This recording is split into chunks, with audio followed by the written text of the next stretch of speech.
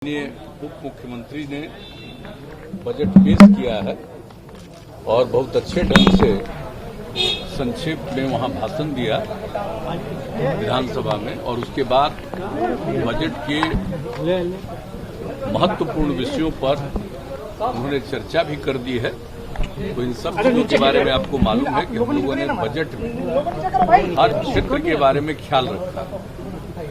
एक तो मौलिक चीज आप समझिए कि जो योजनाएं पहले से चल रही हैं और खास करके जो 7 निश्चय पिछली बार हमने शुरू किया था, उसमें जो चीजें जैसे कुछ जगहों पर सड़कों का निर्माण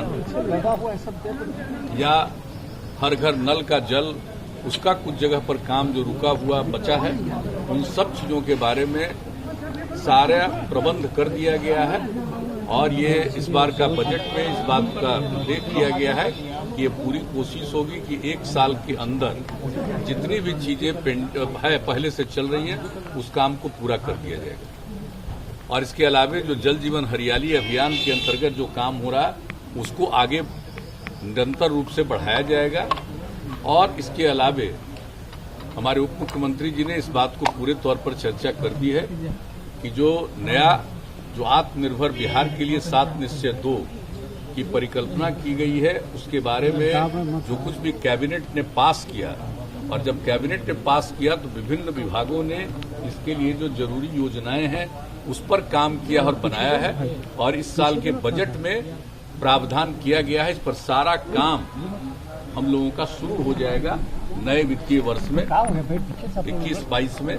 और पूरे तौर पर उन सब चीजों के लिए जो कुछ भी है, तो पहले किसकी आगे किसकी, और आप जानते हैं एग्रीकल्चर के लिए जो ध्यान दिया जाता है उसके बारे में, सड़कों के बारे में। और सबसे बड़ी बात है कि आप देख लीजिए कि हेल्थ और एजुकेशन दोनों पर और ज्यादा पैसा खर्च करने के बारे में निर्णय लिया गया है।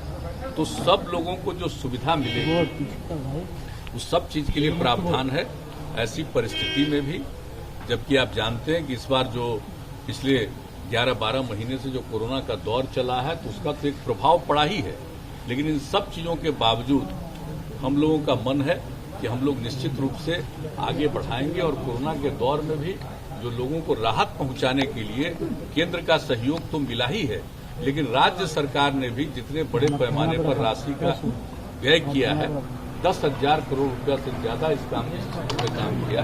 तो ये सब काम तो किए ही हम लोग, लेकिन इसके आगे अगले साल के लिए और अच्छे ढंग से बिहार की प्रगति हो, इसके लिए हम लोग प्रयास कर रहे हैं। और बजट में एक एक चीज का प्रावधान किया गया है, और हमारे उप मुख्यमंत्री जी ने तो पूरे तौर पर आपको बता दिया है और हाउस में भी बताया है, संक्षेप में ही एक एक चीज के बारे में उन्होंने चर्चा कर दी है।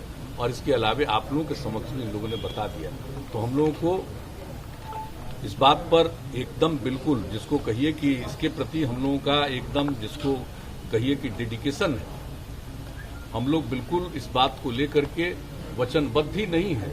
हम उस पर अनुपालन करना चाहते हैं, उसको क्रियान्वित करना चाहते हैं। उसके लिए बजट में बहुत सारे प्रावधान किए गए हैं। ऐसी परिस्थिति में, जबकि आप जान रहे हैं कि आर्थिक स्थिति पर पूरे दुनिया में, पूरे देश में सब पर असर पड़ा है, तो हम लोग उसके अलावे भी सब काम को आगे बढ़ाना चाहते हैं और करना चाहते हैं। सबका सहयोग मिलेगा, सब लोग मिल करके बिहार को आगे बढ़ाने में अपना पूरा की बात भी कही गई है आने वाले 5 सालों में 20 लाख रोजगार। हाँ, वो भी कहा, जो आजकल तो लोग बोलते रहते हैं 19 लाख 19 लाख। हम लोगों का 7 निश्चय 2 जो आत्मनिर्भर बिहार के लिए देखा नहीं है, उस पर लिखा हुआ है सरकारी और गैर सरकारी हर प्रकार से लोगों को प्रेरित करेंगे, और 20 लाख से भी ज्यादा लोगों के लिए रोजगार का अवसर मिले, इसके लिए हम लोग काम करें। देखिए, वो तो बात नहीं समझते हैं। तो तीनों न बनेगा साहब, आपको मेडिकल यूनिवर्सिटी बनेगा, और जो हमारे जितने इंस्टीट्यूशंस हैं आपको इंजीनियरिंग की, तो इंजीनियरिंग यूनिवर्सिटी भी बनेगा। और उसके अलावा खेल के लिए भी एक विश्वविद्यालय बनाने की बात है। और चूंकि आप जानते हैं कि राजगीर में इतने बड़े पैमाने पर काम हो रहा है, तो यही तय किया गया कि और कहीं किसी जगह लेने की जरूरत नहीं पड़ेगी, वहीं पर विश्वविद्यालय बनाएंगे। तो जान रहे हैं, आज का तय नहीं है, ये तो 10 साल पहले से तय है, और उस पर काम होना जितने बड़े पैमाने पर शुरू हुआ है। स्टेडियम से लेकर के एक एक काम वहां पर किस तरह से लोगों के खिलाड़ियों को प्रेरित करने के जो काम हो रहा है, इसलिए सोच करके ही सब लोगों ने विचार किया और कहा कि वहीं पर खेल के लिए विश्वविद्यालय बनाने की विश्वविद्यालय बनाना अच्छा होगा, बेहतर होगा, इसलिए किया गया। और बाकी हम लोग इंजीनियरिंग के लिए भी और मेडिकल के लिए भी यूनिवर्सिटी बनाएंगे, हम लोगों ने तय कर लिया। और आप जानते हैं कि इसके लिए हम लोगों ने आपस में देखना शुरू कर दिया है कि किसका कहाँ होगा, तो उसके लिए भी सब तैयारी चल रही है। और जब वो अंतिम हो जाएगा कि कहाँ पर और क्या बनेगा, तो उसके बारे में फिर बात इसको घोषणा की जाएगी, हम लोग बनाएंगे। बड़े जो मैचेस होते हैं मुख्यमंत्री राज्य में लगता है कि बिहार में भी स्पोर्ट्स सेक्टर बनने से ये काफी अच्छा होगा। देखिए, स्पोर्ट्स को बढ़ावा देने के लिए तो आप जान रहे हैं हम लोग प्रारंभ से ही पूरी कोशिश करते हैं।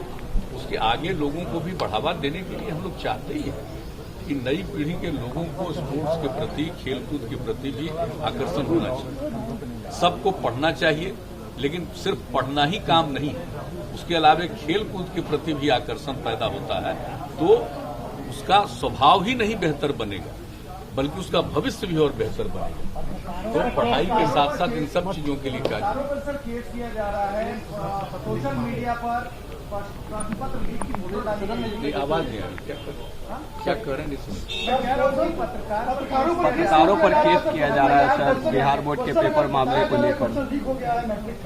पत्रकारों को ही केस किया जा रहा है, पत्रकारों पर सोशल मीडिया पर नहीं, ये हम नहीं जानते हैं, लेकिन जब ये बात आई है तो हमने जरूर हमारे कार्यालय से ही ये पूछा गया है और उन लोगों को बताया गया है कि जो भी स्थिति है इसके बारे में बताइए।